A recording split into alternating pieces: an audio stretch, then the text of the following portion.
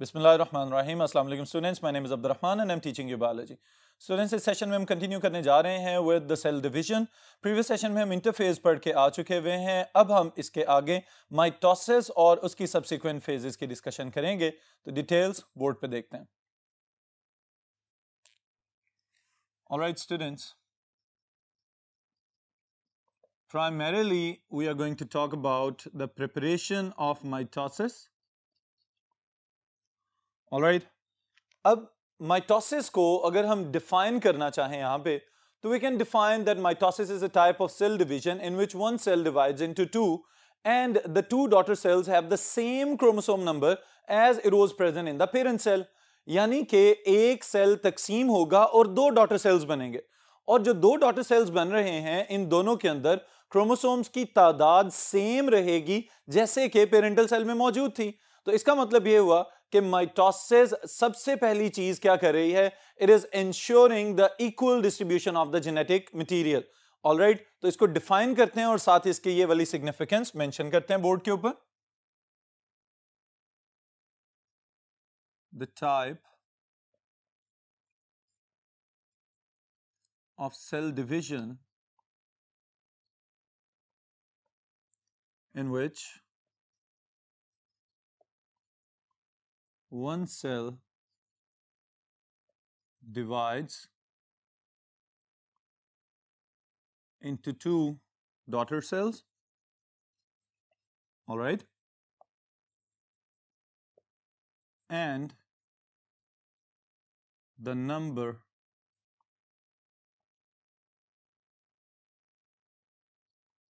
of chromosomes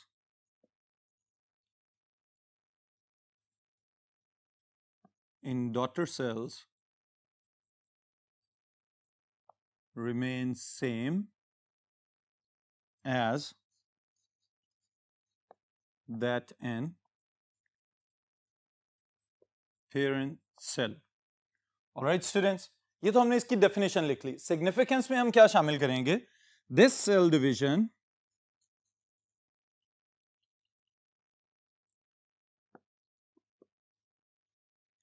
ensures equal division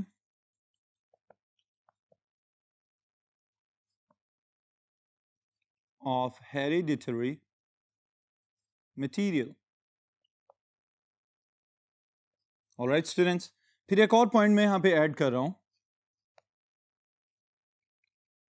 it can take place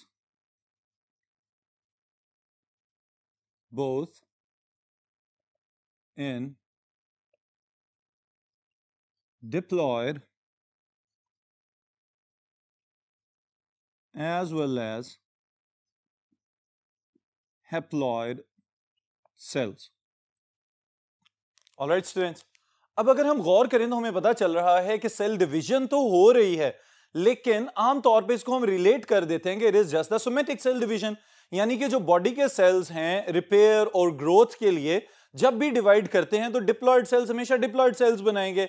लेकिन इसी वजह से मैंने यहां पे ये वाला पॉइंट ऐड किया है कि ये बात भी ज़हन में रखिएगा कि अगर हैप्लॉयड सेल्स बॉडी में मौजूद हैं तो हैप्लॉयड सेल्स भी माइटोसिस के थ्रू मजीद हैप्लॉयड सेल्स पैदा कर सकते हैं। क्योंकि मेयोसिस वाले केस में हम ये रेस्ट्रिक्शन लगा देते हैं कि जब सेल यानी पेरेंटल सेल खुद डिप्लॉयड होगा, सिर्फ उसी वक्त मियोसिस कर सकता है और 4 हैप्लॉयड डॉटर सेल्स बनाएगा। लेकिन माइटोसिस वाले केस में ये बात याद रखिएगा कि ये डिप्लॉयड सेल में भी हो सकती है और साथ ही साथ हैप्लॉयड सेल में भी हो सकती है, क्योंकि बहुत सारे ऑर्गेनिजम्स इस तरह के हैं कि जिनके अंदर अगर रिप्रोडक्टिव स्ट्रक्चर्स पहले से हैप्लॉयड हैं तो उनकी गमीट फॉर्मेशन माइटोसिस के थ्रू की जा सकती है।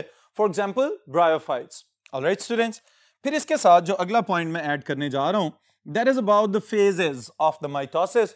और आप लोगों को याद होनी चाहिए ये वाली बात कि माइटोसिस बुनियादी तौर पे तो एक 24 घंटे का सेल साइकिल है, लेकिन उसमें से ज्यादा हिस्सा तो इंटरफेज ले जाती है। बाकी फेजेस जो हैं उनको हमने अपनी आसानी के लिए इस तरह से डिवाइड किया हुआ है कि सेट ऑफ चेंजेस की फॉर्म में उसको अलहदा से फ्रेगमेंट्स बना लिए हैं। लेकिन बुनियादी तौर पे ये काम होते चले जाते हैं एक सीक्वेंस के साथ, एक तरतीब के साथ। हमने सिर्फ अपनी आसानी के लिए इसको इस तरह से तकसीम किया हुआ है। तो हम इसको डिवाइड कर लेते हैं कि what are the phases. The first one is known as karyokinesis, all right, and the second one is known as cytokinesis. अब स्टूडेंट्स अगर हम इसको डिफाइन करना चाहें तो इसको भी हम एक आसान तरीके से डिफाइन कर सकते हैं. What is karyokinesis? Division of nucleus, all right, and cytokinesis, division of whole cell, all right students.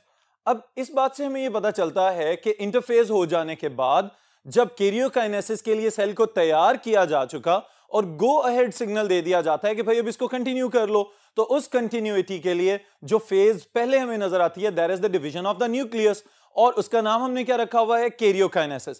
Karyokinesis is further subdivided into some stages जिसको आप लोग जानते हैं as prophase, metaphase, anaphase and telophase, all right, and these are the stages or substages of karyokinesis. all right students, अब ये जितनी भी stages जिनकी हम बात कर रहे हैं, prophase, metaphase, anaphase and telophase, ये कैरियोकाइनेसिस का हिस्सा हैं. यानी न्यूक्लियस की डिवीजन को हमने फर्दर जो सेट ऑफ चेंजेस में डिवाइड किया है उसके एतबार से हमने इसको 4 मुख्तलिफ मराहिल में तकसीम कर दिया है. अब यहां पे समझने वाली बात यह है कि सेल डिवीजन का बुनियादी मकसद क्या है, ना सिर्फ सेल्स पैदा करना बल्कि inheritance of the genetic material. तो जो जेनेटिक मटीरियल अगले सेल में हमें नजर आएगा क्रोमोसोम्स की शक्ल में, उस जेनेटिक मटेरियल को ऑर्गेनाइज्ड रखना और तरतीब के साथ मूव करवाना ड्यूरिंग द सेल डिवीजन, ये भी बहुत ही इंपॉर्टेंट काम है. उसके लिए हमें जो मेन अपरेटस चाहिए that is known as mitotic apparatus. Alright students, और it is an important part क्योंकि साथ साथ सेल डिवाइड हो रहा होता है और साथ साथ माइटोटिक अपरेटस अपना अपना काम दिखा रहा होता है. उसके जो फर्दर कंपोनेंट्स हैं इनकी डिटेल्स भी देखते हैं. Alright students, it is mitotic apparatus, also known as mitotic spindle. all right students, अब ये बुनियादी तौर पे है क्या चीज. अब मैं आपको याद करवाता हूं कि जब भी जूनियर क्लासेस से लेके अभी तक सेल डिवीजन हमारे जहन में आता है तो फौरी तौर पे एक शक्ल हमारे सामने आ जाती है कि क्रोमोसोम सेल के अंदर घूम फिर रहे हैं and they are connected to some lines. वो डॉटेड लाइंस भी नजर आती हैं, बाज़ औक़ात हमें सॉलिड लाइंस नजर आती हैं, और फिर पोल्स के ऊपर यानी कि ऑपोजिट साइड्स के ऊपर एक अजीब जो है रेडिएटिंग स्ट्रक्चर भी नजर आता है. तो हम कहते हैं कि ये बुनियादी तौर पे क्या है, that is mitotic spindle. Alright students, और इस माइटोटिक स्पिंडल के अंदर कौन कौन से कंपोनेंट शामिल हैं, इनको अगर हम एनालाइज करना चाहें तो the first thing is known as centrosome. all right, second thing is known as kinetochore fibers.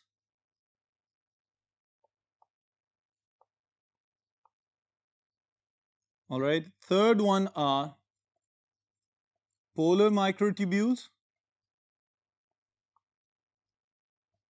यहां पे ये भी याद रखिएगा, kinetochore fibers are also known as kinetochore microtubules. all right students, and then the esters or esteral microtubules.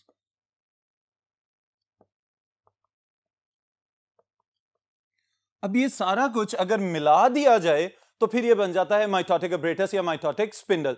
इसमें students एक बात याद रखिएगा कि जो काइनेटोकोर या पोलर माइक्रोट्यूब्यूल्स हैं, they are collectively known as spindle microtubules.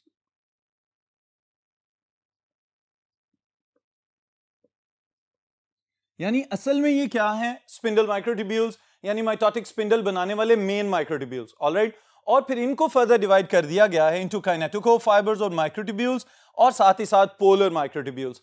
अब अगर वन बाय वन हम इनको डिफाइन कर लें तो आपके लिए और ज्यादा आसान हो जाएगा इसको समझना. The first thing is centrosome.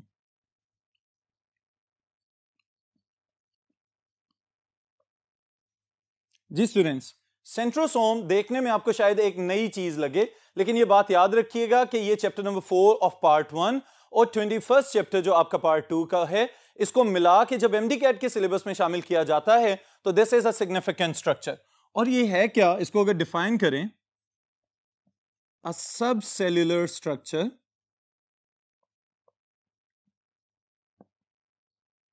known as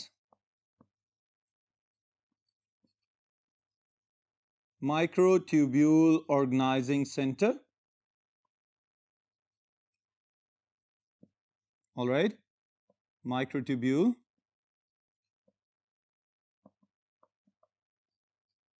organizing center comprising of two barrel-shaped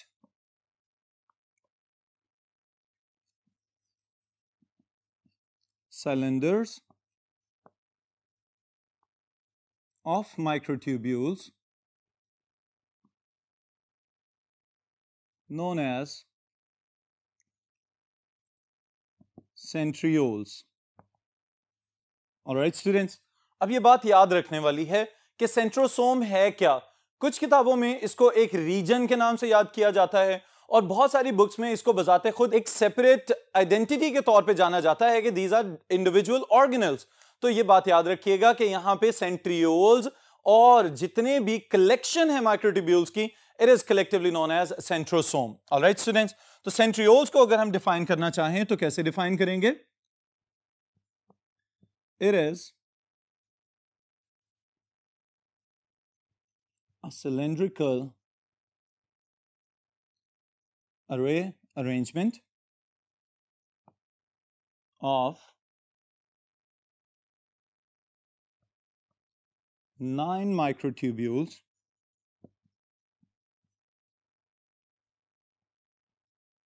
each of the 9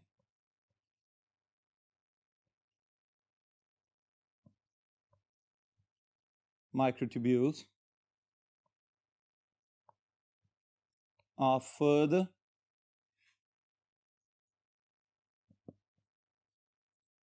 divided, or it's better to write composed,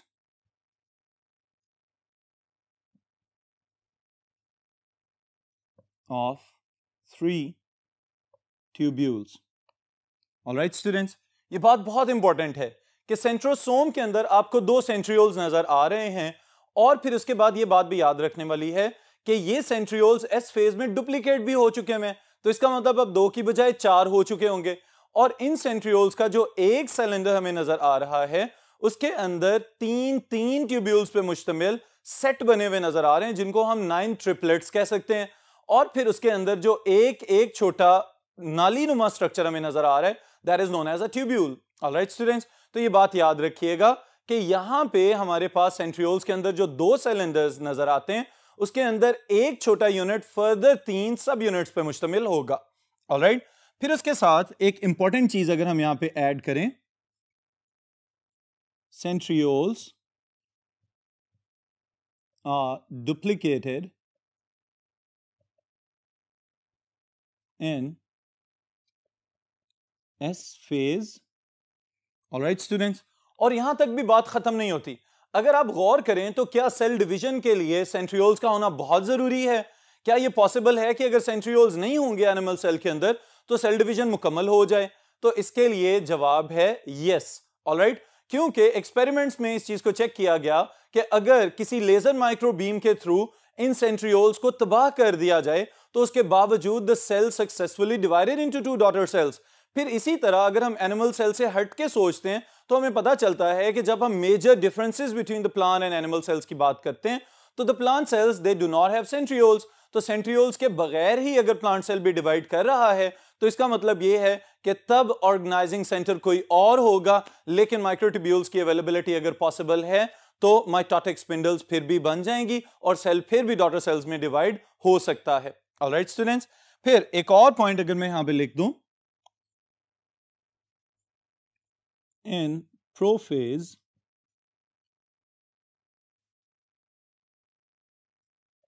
or in the beginning of prophase, centrioles start to migrate to opposite poles. Alright students, अब ये जुमला क्यों लिखा गया है? क्योंकि बुनियादी तौर पे जैसे कुछ निशानियां हैं कि सेल डिवाइड होने जा रहा है, तो ये वाले स्ट्रक्चर्स जो न्यूक्लियर एनवेलप की बाहर वाली साइड पे कहीं नजर आ रहे होते हैं, ये आहिस्ता आहिस्ता मूव करना शुरू हो जाते हैं टुवर्ड द ऑपोजिट पोल्स, और इसको हम कहते हैं now they have created the bipolarity. और बायपोलैरिटी बन जाने का मतलब ये होता है कि अब जो अंदर क्रोमेटिन मटेरियल वगैरह था वो कंडेंस होके क्रोमोसोम की शक्ल में नजर आएगा और सेल डिवीजन की जानिब जाना शुरू हो जाएगा. माइटोटिक स्पिंडल को एस्टेब्लिश कर दिया जाएगा. और जब इसकी एस्टेब्लिशमेंट की बात आती है तो यहां पे हमें 3 सेट्स ऑफ माइक्रोट्यूब्यूल्स का जिक्र करना पड़ता है, जिनको अभी हमने ऊपर यहां पे लिखा हुआ था: astral microtubules, polar microtubules and kinetochore microtubules. जी students, the first one are astral microtubules. Alright, अब स्टूडेंट्स इस चीज पे जरा नोटिस करें कि जैसे जैसे प्रोफेज से आगे सेल जाता है तो मेटाफेज की तैयारियां शुरू हो जाती हैं. तो मेटाफेज के आगाज को समटाइम्स प्रो मेटाफेज कहा जाता है. प्रो मेटाफेज के अंदर हमें पता चलता है कि सेंट्रियोल्स आहिस्ता आहिस्ता पोल्स की जानिब जो गए थे वो वहां पे जाके अपने आप को फिक्स करते हैं एक पोजीशन पे, और फिर उसके बाद उनमें से कुछ रेडिएशंस निकलती हुई नजर आना शुरू हो जाती हैं. बिल्कुल इसी तरह लग रहा होता है कि जैसे वहां से कुछ शुआएं एमिट होना शुरू हो गई हैं. वो बुनियादी तौर पे क्या होते हैं? They are the short microtubules known as astral microtubules. Alright,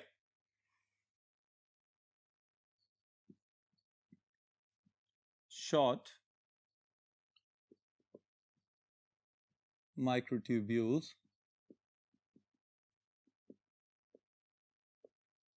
originate at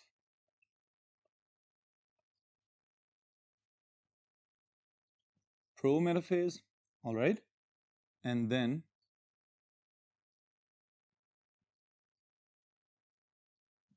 the radiating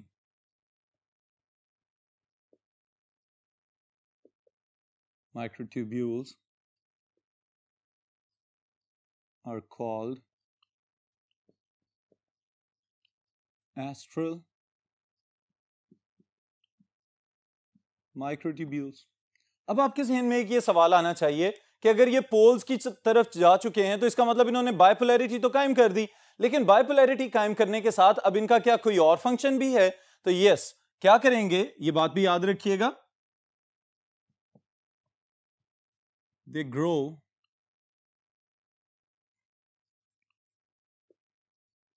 during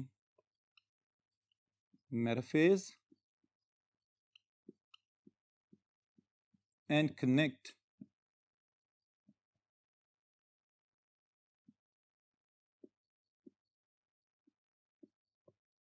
plasma membrane. Alright students, अब ये भी कंसेप्ट समझने वाला है. किस तरह से समझने से ताल्लुक रखता है कि अगर हम गौर करें तो ये सेंट्रियोल्स इस जगह पे आके फिक्स हुए हैं. फिक्स होने के बाद आहिस्ता आहिस्ता क्या होगा, इनमें से पोलर माइक्रोट्यूब्यूल्स और काइनेटोकोर माइक्रोट्यूब्यूल्स यानी कि स्पिंडल माइक्रोट्यूब्यूल्स निकलना शुरू हो जाएंगे.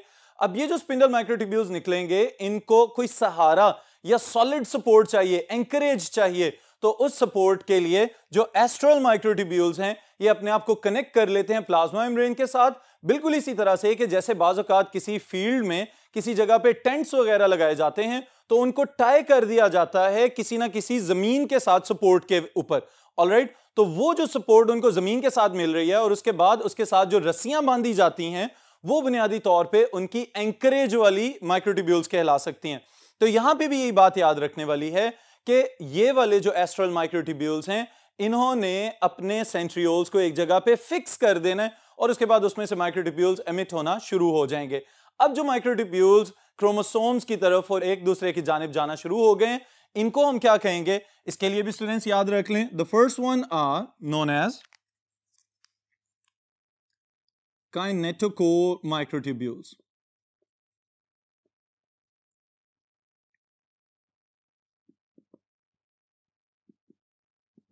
ऑलराइट, अब इसके लिए स्टूडेंट्स पहले तो आपको ये पता होना चाहिए कि काइनेटोकोर है क्या चीज।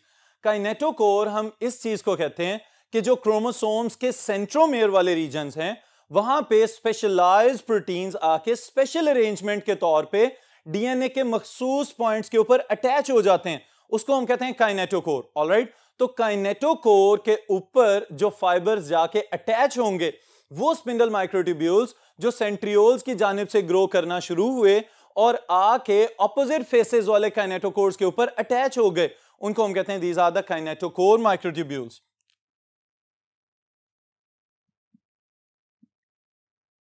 The microtubules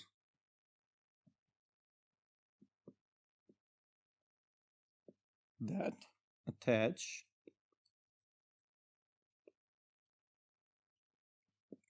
themselves to kinetochore of centromere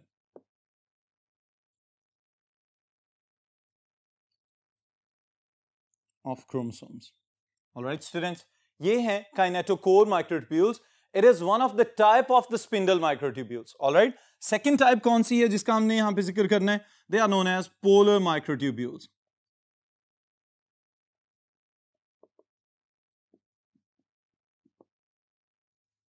ji students, अब पोलर माइक्रोट्यूब्यूल्स ये काइनेटोकोर माइक्रोट्यूब्यूल्स की निस्बत थोड़े से डिफरेंट हैं। किस तरह से डिफरेंट हैं कि ये ओरिजिनेट तो सेंट्रियोल से हो रहे हैं लेकिन आहिस्ता आहिस्ता आहिस्ता ग्रो करते हुए जो ऑपोजिट पोल से पोलर माइक्रोट्यूब्यूल्स आ रहे हैं उन्हीं के साथ इंटरडिजिटेट होना शुरू हो जाते हैं, उन्हीं के साथ कनेक्ट होना शुरू हो जाते हैं। समटाइम्स इनको हम कंप्लीट माइक्रोट्यूब्यूल्स भी कहते हैं या कंप्लीट स्पिंडल माइक्रोट्यूब्यूल्स भी कहा जाता है, क्योंकि इन्होंने क्रोमोसोम्स के साथ अटैच या इंटरैक्ट नहीं होना बल्कि डायरेक्टली जाके दूसरे पोल से आने वाले माइक्रोट्यूब्यूल्स के साथ कोई ना कोई रिलेशनशिप, कोई ना कोई बॉन्ड डेवलप कर लेना है। तो इस वजह से इनको हम कहते हैं these are polar microtubules. Alright, अगर हम लिखना चाहें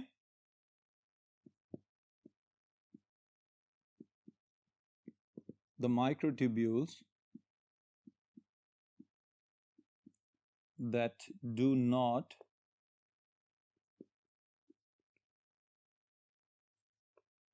interact with chromosomes but instead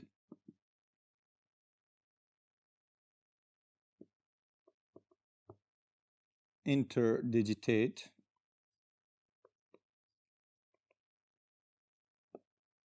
with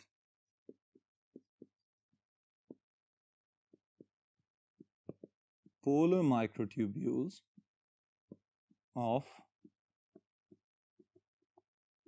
opposite pole. Alright students, इसी वजह से इनका नाम हमने रख दिया है पोलर माइक्रोट्यूब्यूल्स। फिर स्टूडेंट्स यहां पे एक और चीज मैं ऐड करने जा रहा हूं आपके लिए जो कि बहुत ही ज्यादा इंपॉर्टेंट है। They are known as aurora kinases.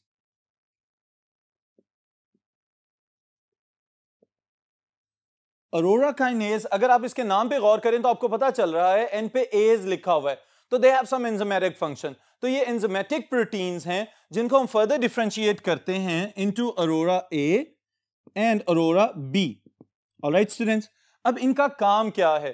क्योंकि ये सारा प्रोसेस जो माइटोटिक स्पिंडल या माइटोटिक अपरेटस वाला हम पढ़ के आए हैं, इसके अंदर क्रोमोसोम्स को अलाइन करना, उनको सेट करना, सेंट्रोसोम्स की मूवमेंट को कंट्रोल करना, सेंट्रियोल्स को एक जगह पे फिक्स करना, ये सब चीजें एररलेस होनी चाहिए। तो इन सब चीजों की करेक्शन को कौन मॉनिटर कर रहा होता है? These are the specialised enzymes known as aurora kinases. Alright,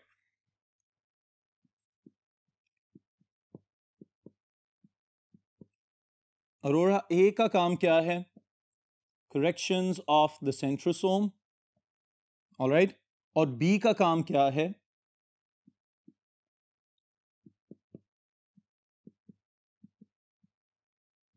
kinetochore fibres की करेक्शन। ऑलराइट,